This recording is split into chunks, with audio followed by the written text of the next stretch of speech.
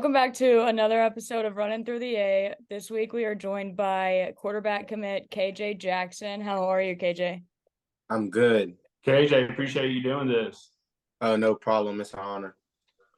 So you're in Alabama. You're a junior in high school, or are you going to be a junior in high school? I'm a junior in high school. I'll be a senior next year. Okay. So have you always played football? Did you play any other sports growing up? So I started playing football in fourth grade, and I got to play quarterback my freshman year. So I'm new to all this quarterbacking stuff. So I'm learning something new every day, and I feel like that's a good thing because I'm not stuck up about it. I don't feel like I know everything, and I'm always open to learn more. So you just started your freshman year as quarterback. Yep, I was kind of bigger. I slimmed down the older I got. I started out playing O-line and tight end and D-end a little bit. My eighth grade year, I was in some packages, but mainly just running the ball at quarterback. And then freshman year, that's when things started to open up. I got to throw it around a little bit, and I fell in love with it. Were you playing JV freshman year? I wasn't. I started on varsity my freshman year. Very cool. Wow, that's impressive. So, you just threw what, almost 3,000 yards this year? It was something like that. I don't know the exact stat. It was around 3,000 yards and around 40 touchdowns, somewhere in there. That's crazy. And you only been playing the position 3 years. And Alabama too. Alabama's no joke. They have real football there. We do. I played some big recruits this year. I know I played a DN that's committed to Alabama and a DB that was committed to Kentucky. So the competition is stout, but I play with some good receivers and a very good line. So they made it easy. That's awesome. Since we're speaking about Alabama players, are you recruiting anybody? Kind of Arkansas? So I'm kind of, it's only been like a week. So I've been talking to a lot of guys about it. I know there's a receiver at Benjamin Russell. His name's Malcolm Simmons, and I would love for him to join us. So I'm sure y'all seen Kavion Henderson, the lineman. So he's the big recruiting guy. And Coach Pitt, he's about to send me the list of names of guys I need to start keeping up to date with, and we're gonna get it going there. But I haven't really started anything big right now. But I'm going. That's cool. I never thought of it like that. That Pittman was seeing some names for you to get on. I like that. Yeah, we actually had Kavion on the podcast. Okay. Yeah. Now that you're like still kind of in learning phases of playing quarterback, what style would you say, like what style quarterback are you? Like pro style? Go threat. So I like to say that I'm more of a athletic pro style. I'm not going to run the ball for 300 yards, but I can run when it's necessary, and I can outrun some guys. But I like to sit in the pocket and throw it around and use my athleticism to create more time. So not use my athleticism really to take off for 50 yards or anything like that, but I can if it's necessary. I like how you describe that, an athletic pro style. Can scramble if necessary. Yeah. I mean, I talked to Coach Enos about it, and he said that's perfect. His plans to only use quarterbacks like me to run when it's necessary. So my biggest thing right now is learning more about how to create extra time in the pocket and learning all the little nitpicky stuff about the position, and I'm down for it. Yeah. There you go. So when did the recruiting process start for you? Like when did you start getting looks from colleges and kind of realizing that you could play in college? My first offer, it really didn't come from any conversations or anything. I don't know what happened. It was, I guess they watched my film, and it was far away, so it was really random. I think it was February of my freshman year, and my head coach called me, and I was going to basketball practice, and he was saying Penn State wants to call me later that night, and so I got on the phone with Coach Yurchich from Penn State my freshman year, and they offered. And since then, I mean, it started off, I wouldn't say it started off kind of slow, but I wasn't going through all the camping circuits like a lot of guys do early all the time. So my name wasn't out there that hard. But then my sophomore year is when I got to go into camps and a lot of colleges started reaching out. Started rolling for you. Yes, sir. Did I read this right that it came down between us, Arkansas, and North Carolina? Is that Yes, right? that is right. How did it come down between those two? By the way, North Carolina is a great. Chapel Hill is an awesome town. I have nothing but respect for North Carolina. No, so. It is. It is a great school. Coach Lindsey, he was at Troy, and I guess he was recruiting me my freshman year. He was at Troy, then he went down to UCF, and he ended up at North Carolina this year. So he was one of the names that I've been familiar to and in contact to for a long time since my freshman year. So when he went up to North Carolina, like it automatically put him up there in the top schools. And Arkansas, I visited Arkansas last summer. I talked to Coach Pitt a little bit, and I loved my conversation with him. And leaving that visit, I didn't have an offer yet, but I knew that they would definitely be a top school for me when it came down to it. And eventually, the relationship with Coach Enos really is what pushed me over the edge to Arkansas and all the things that he's accomplished. And just being able to play for somebody like him is a dream come true, and it's an amazing opportunity, and I couldn't pass it up. Yeah, he seems like a real quarterback offensive. He is. Yeah, so I get that. You got some stout competition when you come up here, though. Yeah. And I love that. You're not afraid of it. No, I was watching the spring game yesterday, and all four guys looked great. KJ, of course, he was great. Malachi Singleton, him throwing on the run, I mean, he does that in his sleep. He's a great quarterback, too. And Jacoby, I talked to him a little bit when I was up there. They all, and what's it, 14? Mm-hmm. He threw the ball great. He threw a good go ball in the back of the end zone. So being in the room with those guys, it'll be fun, and we won't do anything but push each other. There you go. I like the mindset that you got going into it. Yeah, I was thinking because Jacoby went from North Carolina to Arkansas, so I was wondering if you've talked to him about kind of differences there, anything like that. Yeah, I talked to him a little bit, and it was mainly I was asking him about Coach Lindsey, but he transferred out before Coach Lindsey got there. Mm-hmm. But he said he loved North Carolina too, and it was a great school. But he told me that Arkansas is where I should be. Yeah. Jacoby, attaboy, Jacoby. So do you talk to anybody on the team on a regular basis? Or I want to say regular basis, but you know what I mean. I haven't really built that close a relationship with anybody yet. I've been up there twice. So I was supposed to go up there this weekend, and that's when I was going to hang out with a lot of them. But I do know TJ Metcalf. He's a Bama boy. I know TJ Metcalf. I think he's doing pretty good up there right now. The coaches speak highly of him. And he's from Pinson, and I'm sure they trying to get his little brother Tevis. He's a safety in the grade. So the Metcalf family, my parents know their folks, and they talk it up a good bit when they see each other. So I'm excited to build relationships with new people at Arkansas. What was your first impression of Arkansas whenever you visited last year? So when I went up there, I wasn't expecting Fayetteville to look how it was at all. I mean, you hear Arkansas. That's what everybody says.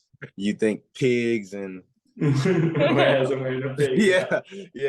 think farms and stuff, but everything was renovated. And my first driving up, I was like, the stadium is so beautiful and it's renovated, and you wouldn't expect it to look how it does at all. And their facilities, they have the best facilities, and everybody in the building is just nice and down to earth.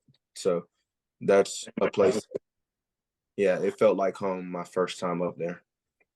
That's awesome. That's what everybody says. Everybody talks about how they expect it to be flat land and farmland. But farmers and pigs. That was a Well, obviously, I did. Are you planning on going back anytime soon? I am. So I'm not sure if I'm going to go before the officials, but I plan on going sometime during the official visits, probably early. And I'm trying to figure out who's all going there. When a lot of the big time guys are going to Arkansas, and hopefully I can get on an official with them. I've been talking to Norreal White and again the kid from Benjamin Russell, trying to figure out when they're going to the official. I think it'll be great for me to go up there with some of the guys that's already committed and hopefully bring in some new guys too while we're up there. I don't link up with them. That's a good way to do it. All right, so I read something about y'all won state title this year, right? We did. Second half comeback, big Yep. time. Will you tell us about that game? We went in the game, and I'm gonna be honest, we knew that our receivers were better than their DBs, but they had a quarterback. I think he's the leading quarterback in every stat in Alabama. I mean, rushing, passing. He rushed for like, shoot, I think it was almost 3,000. He threw for almost 3,000. He had like 60-some touchdowns going into the game. So he was a great player. And first half is our school's first time ever being in the state championship, and we just were not we just could not do our assignments. We could not fire on anything. I missed a few throws. The D line, they couldn't figure out their offense. They were scoring pretty much at will, and we went into halftime. And we knew we could beat this team, but you could see like everybody's face. They kind of looked defeated. I think it was 21-7. We went into halftime. And our touchdown was like a great run by our running back. Like he completely did it by himself. So we hadn't really moved the ball on them at all. And coming out of halftime, our kickoff, they fumbled the kickoff. And then the next play, we scored a touchdown, and it's like the flip switched completely. And I don't Throwing think touchdown? Yes. He was okay. And the flip switch completely. I don't think anybody ever looked back. I don't think I had an incompletion since then. It was a crazy stat. It was like I went 6 for 11. All 4 of the incompletions were in the first half. Completed like 5 passes in the second half for 351 yards. Like our receivers really getting open and refused to get tackled. That's crazy. So I started reading an article about it, and I was like, "No, I'm just gonna get KJ to tell us what happened." Yeah, so it was great. It was sounds great. crazy. First ever school title, so you could only imagine how the stands look. Our school was stands in the locker room after. Yeah, it was great because for me, the whole time I've been there, and shoot, since 5th grade, like a team's never gotten past the second round at St. James. And we got in a little bit of that hump too. It was the second round curse. Every year it's the second round, no matter if it's home or away. And we got over that, and that's when we really knew that we were going to win it all. I mean, I don't think a team came close. I think we beat every team in the playoffs by 20. So we had a great group of guys. From our senior leadership was great this year. So those guys really did it. Chasing another one? Yep, that's the plan. We graduated as a lineman, so we'll get some young guys to step up at the line, and I'm sure they'll be great. They're working at it now. I'm in baseball season, so I'm not down there with them, but from what I hear, that we'll be good again. So you play baseball? You're playing baseball? I am. Yep. So basketball, baseball, football? Yep, those are the 3. I just finished the last basketball season. This is the last baseball season, so hopefully we go out with first base, and I throw a little bit. Okay. Wow. Okay. I was not expecting that. That's cool. No, I can hit it a little bit if they throw it right down. So, do you have any like pregame routines that you do every week? I do. So I guess 4 hours before the game, that's when everybody's turned with the team. And then it gets down to like 2. Right before we go into all our meetings, I'm by myself for about an hour. If I'm real anxious, I'll go up on the board and just start drawing random plays, like it's a video game, trying to see what will work. I'll put up their defense and I'll draw random stuff. And then I'll start going over the game plan again, just a refresh of what we're doing, and just picture myself completing all the touchdowns through all the plays we called. So that's pretty much it. So just staying focused. So it sounds like Locked in. drawing plays by yourself. I can picture that. Do you have any superstitions or anything like that? Do you have to wear same pair of socks or something, anything crazy like that, or No, nothing too crazy. I don't think I didn't get the superstitious gene. My dad's real superstitious. He sits in the exact same place every game. But no, I'm not too superstitious. I'm kind of loose with that. I do whatever I feel like was gonna happen. We have a really superstitious coach though. Really? Yeah. I don't think we've changed a thing pregame since my freshman year. So they like to do what's worked, but I'm down for anything. I feel like when we get out there, it's gonna be us winning the game, not a superstition. Yeah. Yeah. What's your like pregame music? What do you like to listen to get hyped? Shoot, it's a variety. I get into some weird stuff because you're in there so long listening to a whole lot of music by yourself. Like I think I ended up on Michael Jackson before the game before. Hey. So rap, R&B, and yeah, that's pretty much it. We got some guys that listen to country over the speaker, so I'll listen to country with them. Yeah, we're down south, so you might as well give it a go.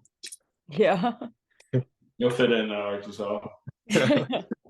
They have that. Did you get to visit the facilities and everything? I'm sure you did. I did. Yeah, they had the whole like recording studio and everything. I saw that. Yeah. Yeah. So do they have like rappers on the team? What's that for? That's a good question. That is a good question. They let me take some pictures in The there. coordinator can rap, can freestyle He can? really well. Yeah. Coach Will? Yeah. I'll DM you a video of him when he was at Auburn. Oh no, I saw that. I've seen that. You saw that? Yeah. I think he did something in like one of his first weeks at Arkansas too. Yeah, he did something. I didn't realize that was him at Auburn, but I know exactly what you're talking about. I know exactly what video you're talking about. Yeah. Yeah. And he put the hood on and see the camera. Yeah. So he'll get in there. Mm-hmm. That's funny. Yeah. There's a lot of cool things in the facilities. Isn't there a barbershop in there? There's a barbershop.